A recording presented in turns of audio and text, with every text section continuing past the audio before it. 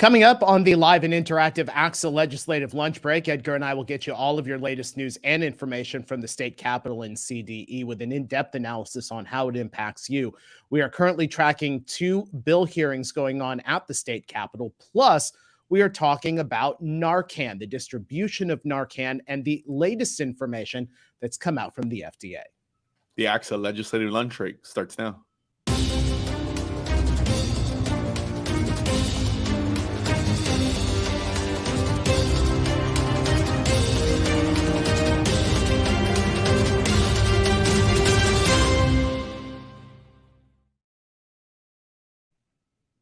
And it's just after 1 o'clock. We welcome you to the live and interactive ACSA legislative lunch break, along with Dr. Edgar Zazwata, ACSA's Executive Director. I'm Naj Alikhan, ACSA's Senior Director of Marketing and Communications. Welcome. We're honored to have you here on a Wednesday.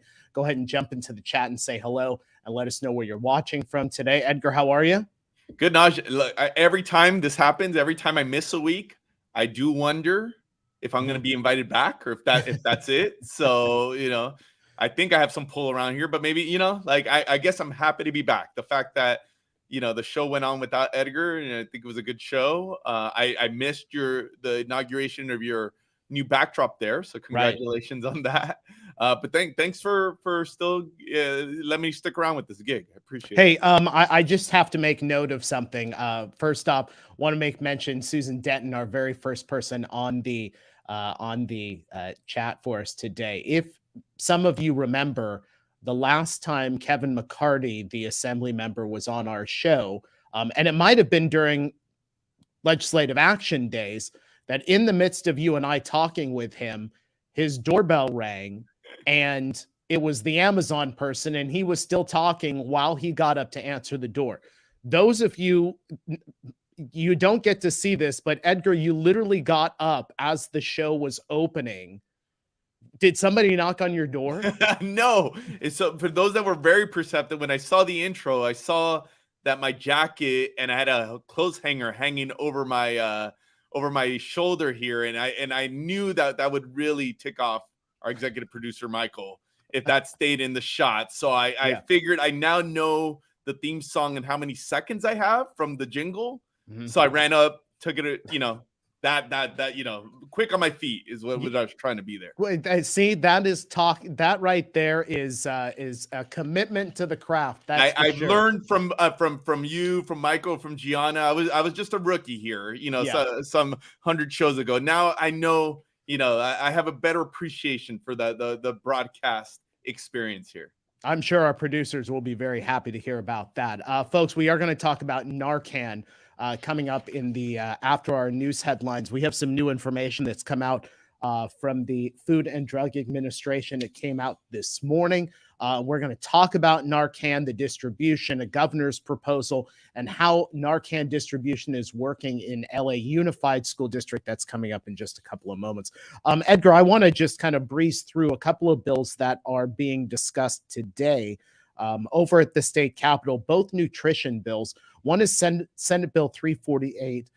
This one being discussed in Senate Education Committee. It would expand universal meals and codify federal law. If it passes, it also establishes a working group to develop certain school nutrition standards. And then there's Assembly Bill 1178.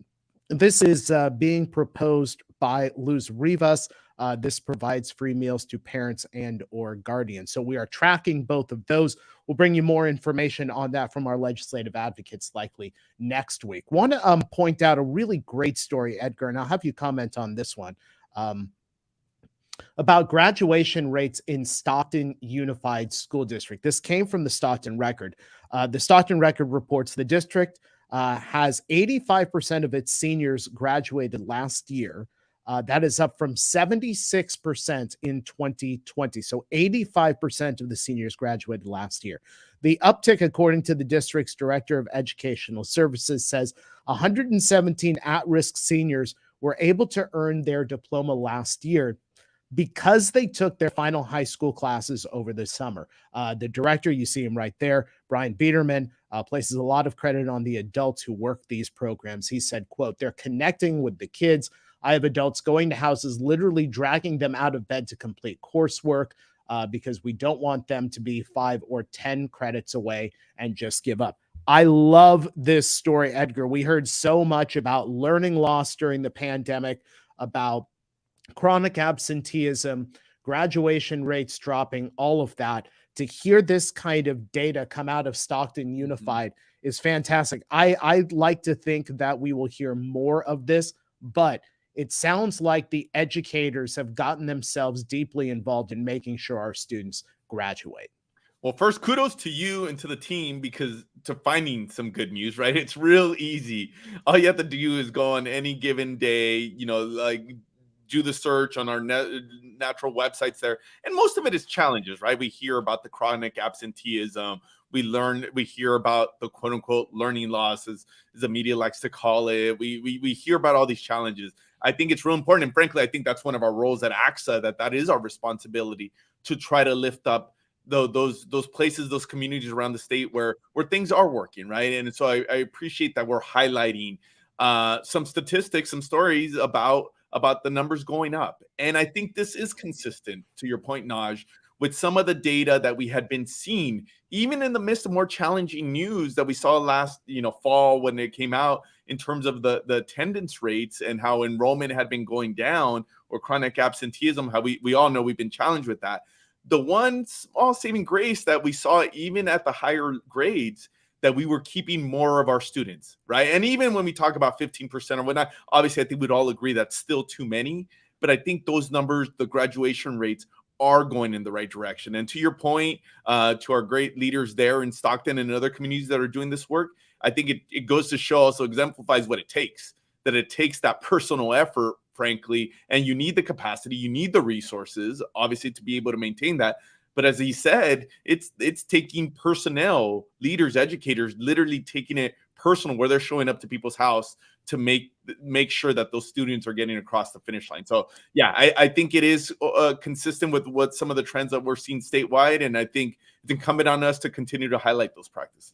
Yeah, and you know what? I'm just looking in the chat over here. Jeff Oakes, one of our longtime viewers, says, I awarded a handful of diplomas every year in summer school. And then Deanna Coolian, same thing over in Palm Springs Unified. We actually hold a summer graduation ceremony for students who cross the finish line in summer. So evidence that school districts and our educators are pouring their resources into making sure our students graduate.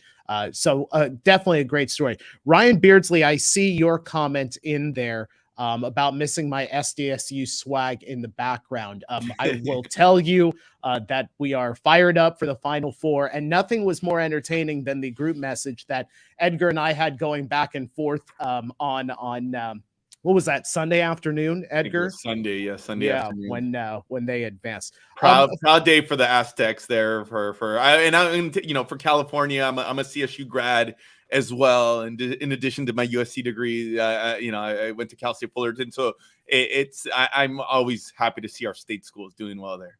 Yeah, I'm very excited about this weekend, that's for sure. Let's go ahead and switch over, talk about our main topic here, which is Narcan. As part of the governor's budget proposal, there's a proposal to put the medication in all secondary schools. A caveat to this, as of right now, is that school districts would be responsible at some level for acquiring the medication, whether that is purchase or sponsors or partners. It's also worth asking the question about what about its placement, pardon me, in elementary schools. However, a piece of information that came out this morning, the Food and Drug Administration approved an over-the-counter version of the opioid overdose reversal drug Narcan. It's so far only been available in the U.S. as a prescription drug, but now the over-the-counter Narcan, it sounds like it will be sold as a single dose, given as a nasal spray, most likely won't be available until later in the summer. But as we talk about the governor's budget proposal, important for us to talk about Narcan and the distribution of Narcan with our guest today. Dr. Smitha Malhotra is the Chief Medical Director for the Los Angeles Unified School District. The district has made it a point to get Narcan in every single one of its K-12 schools, including its elementary schools. Dr. Malhotra, so great to have you here on the show. Generally, I think our audience and the general public knows the name Narcan kind of has a basis for what Narcan is. But from a medical standpoint, can you talk about Narcan, what it is, its shelf life, if you will, and just the basic information on it? Sure. Thank you so much for having me on to discuss, this really important topic. So the generic name for this drug is naloxone. So Narcan is the brand name. And naloxone, or Narcan, is a medicine that rapidly reverses an opioid overdose. So it's known as an opioid antagonist. Examples of medications that are opioids are heroin, fentanyl, oxycodone, hydrocodone, codeine, and morphine. So what naloxone does is that it attaches to the opioid receptors in the brain. So the receptors where the opioid would attach to, it blocks that, and it blocks the effects of the opioid. It can quickly restore normal breathing to a person if their breathing has slowed or stopped due to an overdose. And that's what an overdose does, is that it really slows or stops breathing. And it comes in 2 FDA-approved forms. So there's an injectable version of naloxone and a nasal spray, which is Narcan, that's the brand name. So that's the medicine that's going to be widely available over the counter. And it reverses an opioid overdose in the body for about 30 to 90 minutes. And many opioids actually last longer in our body than that. So a lot of times you need more doses, but it provides enough time to get medical intervention. And the shelf life of naloxone is about 3 years. So it's a pretty long time. Okay. Yeah. Another great thing about Narcan, though, is that it will not harm a person who is not experiencing an opioid overdose. So say you give it to someone and they didn't actually take opioids, it will do nothing. So it's incredibly safe, it's incredibly effective. And that's why I'm so, happy that the FDA has approved it to be over the counter, because it's going to save so many lives. Dr. Malhotra, thanks for joining us again. And I always appreciated the last time we had you on, just you have a way of explaining some of these complex things and trying to simplify it. I know from a perspective as a parent, also in trying to support our students. I mean, I have a high school age student now, and this is some of the things that we worry about, right? And I know that goes for our leaders. Also glad to see that things in LA are back to normal, and we have students back. I know you guys have had an eventful week, so appreciate all your efforts down there. Naj mentioned in the opener that one of the things that the governor called for, this distribution of naloxone, as you pointed out, we call it either way, at all secondary schools statewide. I know LA Unified announced in September that they were going to try to place it at all K-12 schools. One of the reasons I think we've called on LA in the past to try to see, especially at its scale, what's the experience like, and what are things that we can learn, the rest of the state can learn from that. So from your perspective as medical director, how is it going, having the medication district-wide? What's things looking like in Los Angeles? So we've been really at the forefront of tackling this issue. We've had Narcan at all of our K through 12 schools since November of 2022. And in fact, now we have Narcan also at our adult education centers, early ed centers, and after school programs. One really big thing, in January of this year, we released a policy that allows any student on our campuses to carry Narcan. So Narcan is widely available at LA Unified. And because it's so easy to administer, it's like giving a nasal spray, we have an easily accessible online training for our staff and a quick hands-on training. And now Narcan has just become a part of the medications we have on hand in case of any emergency.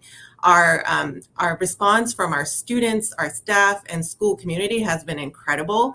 Everyone has really embraced tackling this issue together.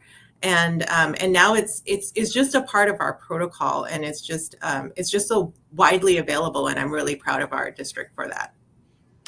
Folks, if you have questions for Dr. Malhotra, go ahead and put those into the chat. I just noticed a moment ago Gary Reller, one of our loyal viewers here on the ACSA Legislative Lunch Break, he's over at Matthew Gage Middle School in Riverside Unified. He mentions that they have multiple doses of Narcan in different locations on campus. So again, if you have a question or a comment, go ahead and put that into the chat.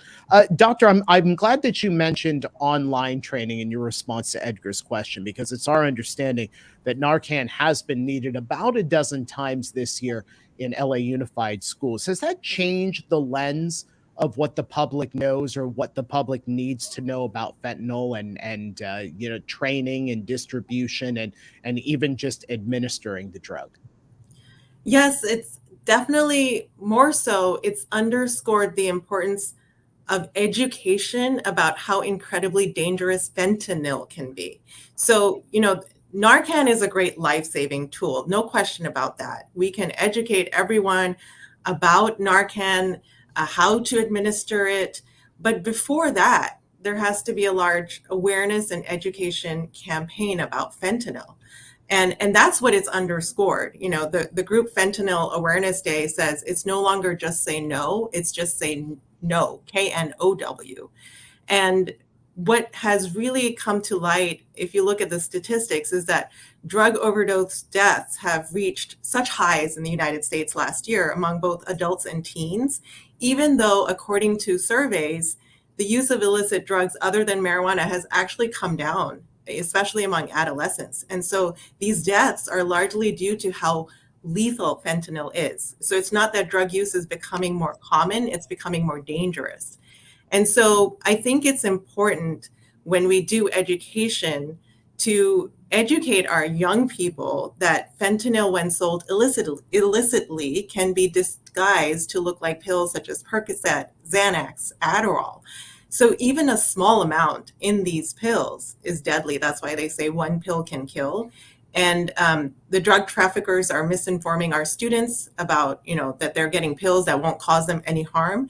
And it's really underscored the importance of fighting this misinformation with information. So parents need to talk about it with their children. Friends need to talk about it with their friends. And what we've learned is that we need so much more awareness and support around this issue. Doctor, before I ask my next question, I actually have a follow-up to that. And I'm curious, again, as a parent and just in terms of what we're hearing statewide, do you think that education, how much of it making it a difference for the students themselves, right? Because I know some of that is their own awareness about if they're making decisions. Obviously, they're at a very vulnerable age in terms of making some of those decisions. But given this attention, how do you feel from your perspective, at least they're in LA, is it permeating to our young people of them having a better understanding of the risks and the dangers? That's a great question. I think, so it first starts off with, I'm also a parent of two LA Unified students. They are younger, 8 and 5 years old. And I've already talked to them about, in their own age appropriate way about this issue. I think it starts at home, where parents open up that conversation, build that awareness of what could be in these pills that you may think are harmless. As the DEA said, more than 90% of illicit drugs right now in Los Angeles sold on the street contain fentanyl. And then the other part of that is what the district is looking into is to partner with organizations for peer-to-peer counseling, where 11th and 12th graders speak to 9th and 10th graders about drug use and the dangers of fentanyl. So it's really that peer-to-peer counseling. Also, our student empowerment unit at Los Angeles Unified, which involves our student board member, have been really active in doing a social media campaign, podcast, talking about the dangers of fentanyl. So it really, if it comes from their peers themselves, it's much more effective, but parents also play a role in starting that conversation at home. No, that's great. That's real reassuring. So one of the places we know as we talk about the statewide that we may see some pushback, especially, and I think this holds true for a lot of the initiatives that come from the state. I think a lot of them are well-intentioned. I think in this one, obviously, for all the reasons we're talking about this today. But we have heard, in the past about concerns about districts actually securing the medication. I think it's our understanding there in LA, the Department of Public Health has been instrumental in kind of supporting folks. From what you've seen, I don't know how much statewide perspective you have there, but what do you think is the recipe for this to actually work in practice? Aside from just having the initiative or having the intent, but actually making sure that the medication is accessible? What kind of partnerships are necessary there to make it work?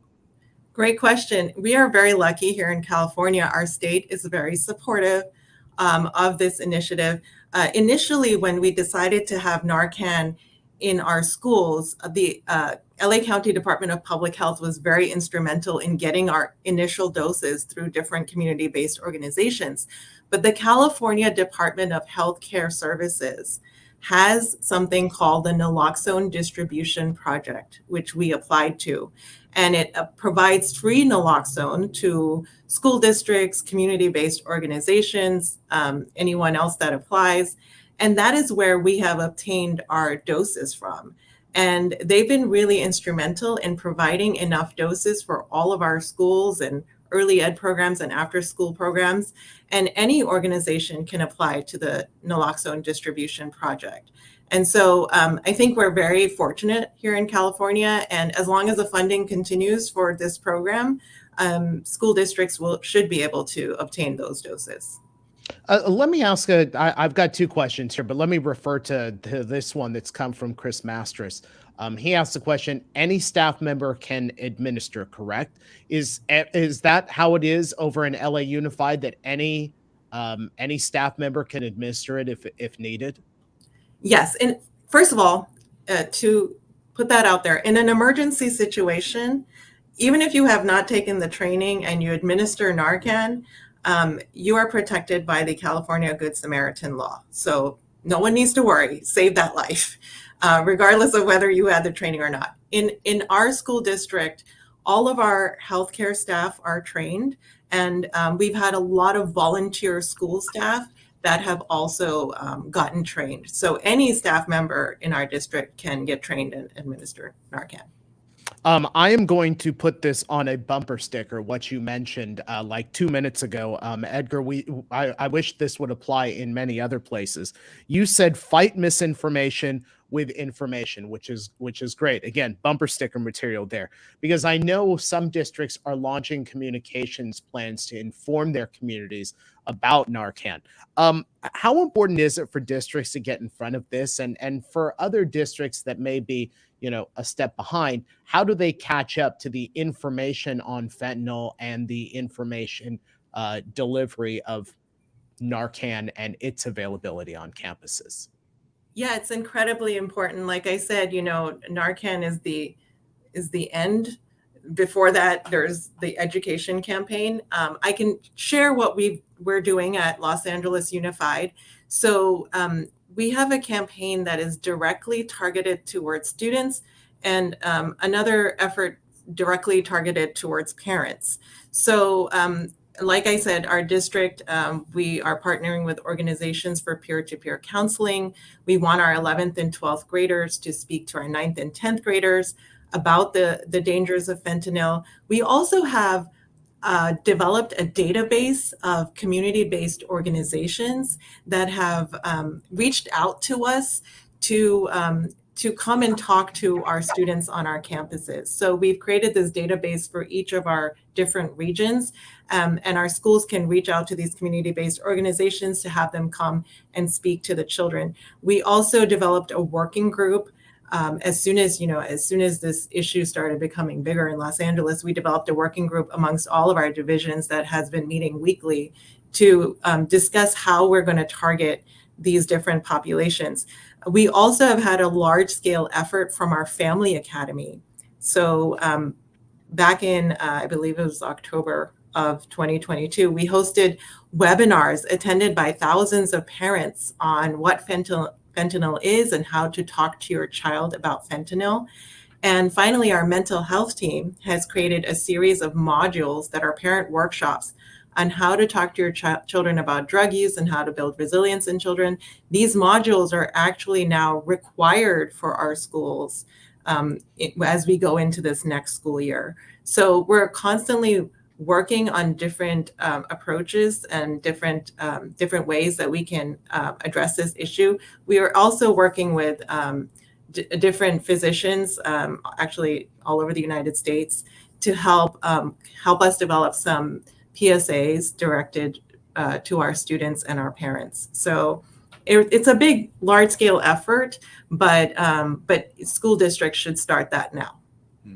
Doctor, I appreciate it. And actually, one last question for me. I mean, oftentimes when we're wrapping up a show, we'll ask our guests, advice for the field, for their colleagues, and us understanding that not all the districts around the state are fortunate to have somebody like you, on their campuses, on their district, different capacity or whatnot. But I think one of the things, because not often we have a medical professional who's also entrenched in our education world. I mean, like, what a powerful combination there.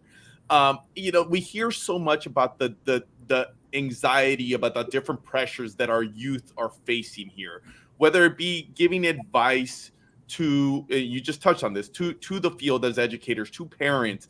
I think coupled with the dangers, we're talking here about the drugs, we talk about what kids have been dealing with in terms of coming off of the pandemic from a medical perspective. When you hear, whether it be our educators or just families talking about everything facing our students, what general advice, from that medical perspective do you present to our communities? I know it's a big question, but just in terms pragmatically, how can we help our folks help their students? Okay, so advice to educators. So first of all, I would say don't work in a silo. I think there are different divisions doing different things in many of our school districts. Bring them all together, because I think a lot of people have already developed the communications plan. They've developed the education and the outreach that you can just repurpose to build this education campaign in your school district. So the best thing we did was actually collaborate with all of our divisions, our division of instruction, our mental health teams, our medical teams, and it has been, and our parent outreach team. And that is really what has developed this targeted effort to start that conversation. So develop that working group. I would say start that now, start that today, because that combination of ideas, that collaboration of ideas is what's going to get this process going. The other thing I would say is to reach out to your Department of Public Health, as they can be great resources. They can have the community-based organizations ready for you. They can have the physicians ready for you to talk to parents. Reach out to them, develop that collaboration. So it's really all about collaboration and bringing people together. Don't start this work in a silo.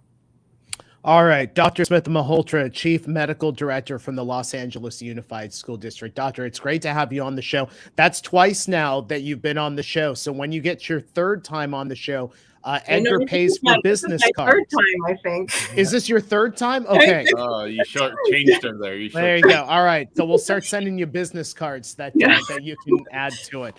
Thank you so much. Have a great rest of the day. Thank you. I want to make mention of something, Edgar, before we wrap up the show. I made a mistake here calling Chris Mastras. He, apparently it is she, Chris short for Chrissy. So my apologies on that one. Edgar, I want to just ask as this follow-up as we close this. I have a picture of the nasal spray, the Narcan nasal spray that was published in this story about the FDA approving it today from NBC News. You and I both have high school daughters. I have one who's in college, and it would seem that having something that's over the counter that's accessible to students, especially our older students, secondary school and past that, having something like that would be available to them would certainly be good, not just for them, but if they happen upon somebody who's having some type of reaction to some type of drug, whether on purpose or not, having something like this is certainly a good idea. So I am happy to hear that the FDA moving forward with their approval on this. Yeah, no, I agree with you. I mean, it's always scary, right? As parents, we want to think that, oh, that's not something our kids are into, that, not only them, but their group. But actually, and I think doctors noted on this, I think having their awareness level, and it's not being naive, right? We know despite our best efforts to just say no, to, stay away from those efforts, like we know we're going to run into these situations. So the fact that we have not only our educators, but also our students to be more knowledgeable on how to handle these situations, it's probably in everybody's best interest. Want to make note of a couple of things. We of course had a school violence this week over in Nashville, Tennessee. We have put some resources onto our ACSA resource hub. You can get that information, content.acsa.org. We have a list of resources for you, crisis management, how you communicate with your families in situations like that. That's available on our ACSA resource hub. Also want to remind you, if you like what you've seen, go ahead and subscribe to us on Facebook or on YouTube. You'll get instant alerts when we're about to come on the air with a breaking news show or with our regularly scheduled Wednesday show. And then, of course, if you have great stories happening in your school communities, we talked about the one happening in Stockton with the graduation rates. We want to hear those stories. We want to amplify the good things happening in your school district in our EdCal. Go ahead and email your stories to our EdCal editor, Michelle Carl, at mcarl@acsa.org. All right, folks, thank you so much for joining us today here on the live and interactive ACSA Legislative Lunch Break. Remember, we are live and interactive Wednesdays here on ACSA Facebook and ACSA YouTube. Have a great rest of the day and rest of the week, and we'll see you next time.